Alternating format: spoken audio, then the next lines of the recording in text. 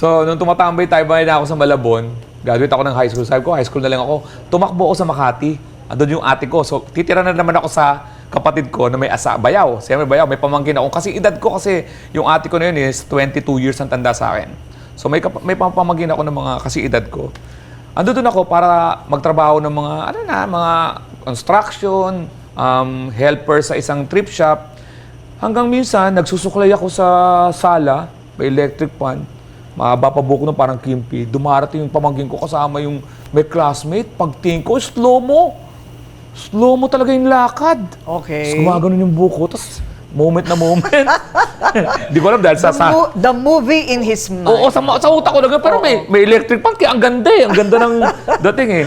Yun, taga-Assumption. Social yung Assumption. Mayaman doon, di ba? Social. Pumatol sa akin dahil nagpunta kami sa Baguio. O paano mo nga siya napasagot?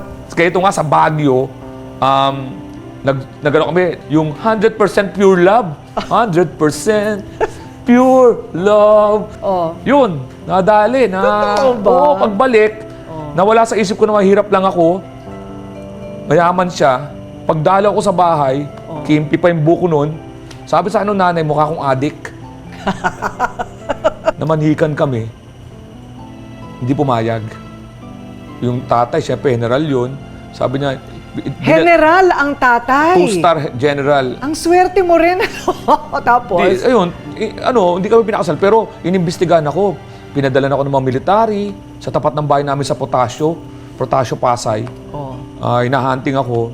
Tinakot ng nanay ko. Sabi ng nanay ko, hindi ako natatakot. Papabarangay ko kayo. Sabi ko na, military yan. Ano pupunta dito, tanod? May mga baril niya, tapos tanod. Anong mag-aatrasan yung tanod dyan? Ang katapat lang sandok at Kaya saka batuta. sabi ko, Tapos atras. RPG ang katapat.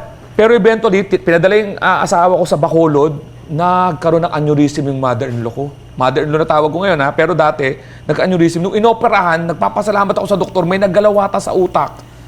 Pagkagaling, tawagin mo na si Alex.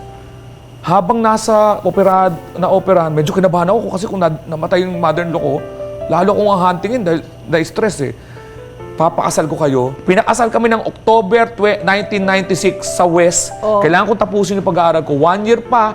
Pag-graduate ko na 1997, 2-year course. Di ko sinasabi, kunyari, 2 year, basta graduate po ako. Doon kami pinagsama sa bahay nila. Ibig mo sabihin, nanganak na yung asawa mo, hindi mo pa rin katabi? Hindi. Wow. Oo. Dumadalaw-dalaw lang ako. Nagtatrabaho ako nun sa Carl's Jr. Hanggang sa, ang swerte ko kasi, yung kaibigan ko, nagsabi sa akin, mag-apply ka dyan sa may Citibank, may SGS. Walang sinabing paliwanag. Takbo naman ako, may resume ako. Pagdating ko doon, may mga grupo ng mga nag-e-exam. Sumupo lang ako, exam ako, tapos may mga speed test ang tawag kasi data processing officer. Napili kaming dalawa, pero sabi nung nagpa-HR, nawawala yung resume mo. Hindi nila alam, hindi pa ako nagpapasa ng resume. Second step yung napuntahan ko. Yung first step, iiwan mo yung resume para tawagan ka. Makikita nilang undergrad ako. Hindi pwedeng undergrad, pero tinanggap ako. Kasi pumasa ako sa lahat eh. Ang ginawa lang, ni-night shift lang ako. Pero after 2 months, nilagay ako sa day shift. Pero napopromote ako ng every year hanggang sa pangatlong promotion ko bilang pursuing officer. Hindi na pwedeng undergrad kasi hawak ko na 3 graduate. Nag-decide na yung manager ko pag-aralin ako ng 4 years sa AMA Computer College as computer science. Sipag din pala yun. Sinisip Hindi din. lang yan basta komedya, sipag din. Pero may boka. Pero wala akong idea yung stand-up ang ginagawa ko. Akala ang tawag ko lang, funny hosting. Okay. So ang aking background talaga, kaya ako medyo maayos mag-stand-up, medyo malinis kasi mandated ako ng HR.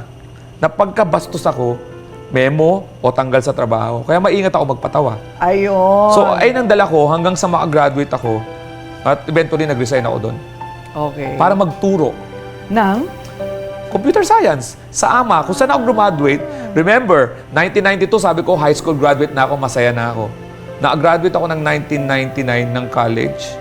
Nagturo ako sa AMA Computer College kasi doon ako graduate ng 4 years. Kailangan sa pagtuturo ng masters. Graduate ako ng masters ng 2004 Wow. ng computer science. Nakapag-masters pa pala ito. Hindi halata, ano? Oo. Oo, hindi pala ito magugutom. Yun. So, dahil sa pagtuturo naman, naging funny teacher naman ako.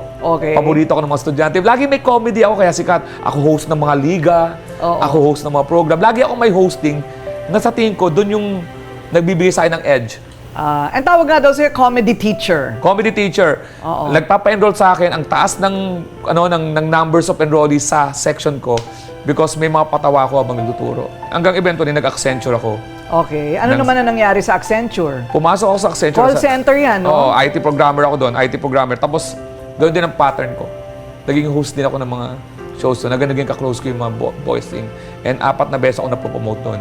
I don't think hindi dahil sa skills alone because I have the ability to sell myself. Ayun. Mahalagang bagay yung mga rapport sa mga syempre. events, Oo. mas kwento. Oo, kasi ano yan eh. Alam mo naman ng Pilipino sa pakisama. Yes, Di ba? Nadadaan aminado sa ako doon. pakisama. Dadaan ko sa boka yung mga O so, ginagawa. paano ka napunta sa mainstream live performance?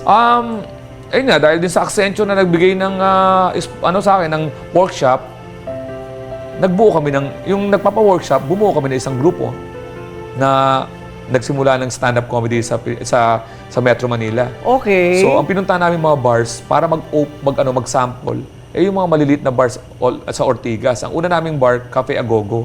Doon kami nag-show nang walang taong naikinig. No. Yeah. And okay.